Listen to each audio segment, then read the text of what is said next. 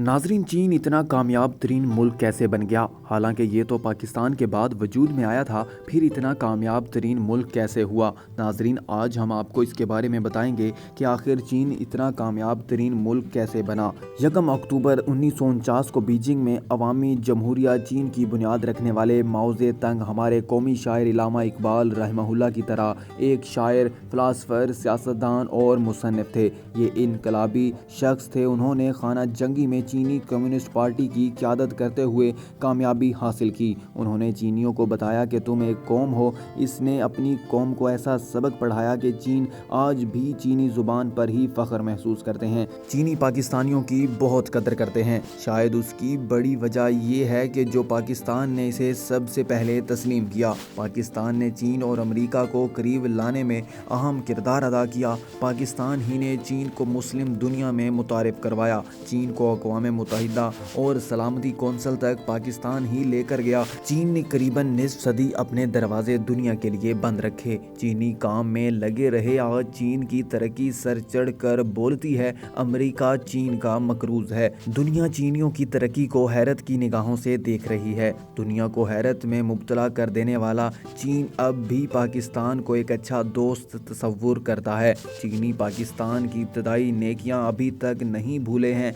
बल्कि चीन अपनी इब्तदाई निसाब में अपने बच्चों को बता देता है कि पाकिस्तान चीन का मोहसन है। ये शहद से मीठी, समुंदर से गहरी और हिमालय से बुलंद दोस्ती चीनी निसाब का हिस्सा है। चीन की तरक्की में चीन के इनकलाबी लीडरों की सोच का बुनियादी किरदार है। अगर चीन आज जिस मुकाम पर मौजूद है तो उसके पीछे उसके ईमानदार और वफादार वुज़रा की अनथक मेहनत लगी हुई है। और मौजूदा सदर को भी हम नज़रअंदाज नहीं कर सकते। उन रहनुमाओं ने एक तरफ चीन की तरक्की पर तवज्जो दी तो दूसरी तरफ चीन को जंगों से बचा कर रखा। चीन ताकतवर है मगर किसी से लड़ना नहीं चाहता, बल्कि अपने साथ करीबी मुल्कों को तरक्की करता देखना चाहता है। चीन में अगरचे पार्टी बादशाहत है, मगर इसका हरगिज ये मतलब नहीं कि चीन में कोई करप्ट आदमी बच जाए। मेरे नज़दीक चीनियों की तरक्की का राज यही है कि वो बड़े से बड़े आदमी की करप्शन बर्दाश्त नहीं करते। चीन कैसे तरक्की कर गया, इसको समझने के लिए एक वाक़या आपकी नज़र कर रहा हूँ, ताकि आप चीन की हालिया तरक्की के पसे पर्दा जो असल बात है वो समझ सकें। ये बात आपने समझ ली तो फिर आप चीन को बड़े आराम से समझ जाएंगे। पनामा का नाम तो आप सब पाकिस्तानियों ने बहुत अच्छी तरह सुना होगा। पनामा में 2006 में तकरीबन 200 लोगों ने खांसी की एक दुआ इस्तेमाल की। इस दुआ के इस्तेमाल के बाद 40 अफराद मर गए।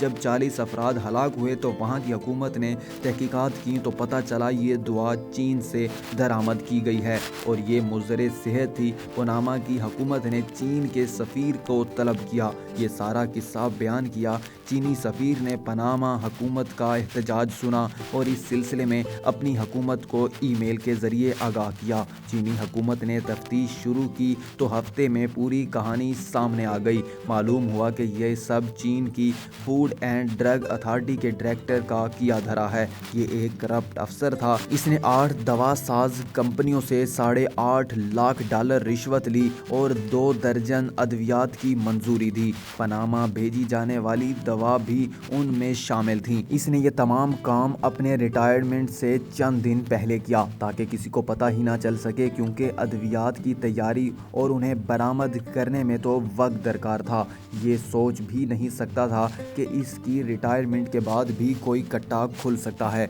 पुलिस ने छापा मारा तो रिटायर्ड अफसर को गिरफ्तार कर लिया गया। मजीद तहकीक पर इंकशाफ हुआ कि एक और डायरेक्टर भी इस मकरूह धंधे में शामिल था। वो भी गैर मयारी अद्वियात की मंजूरी देता रहा।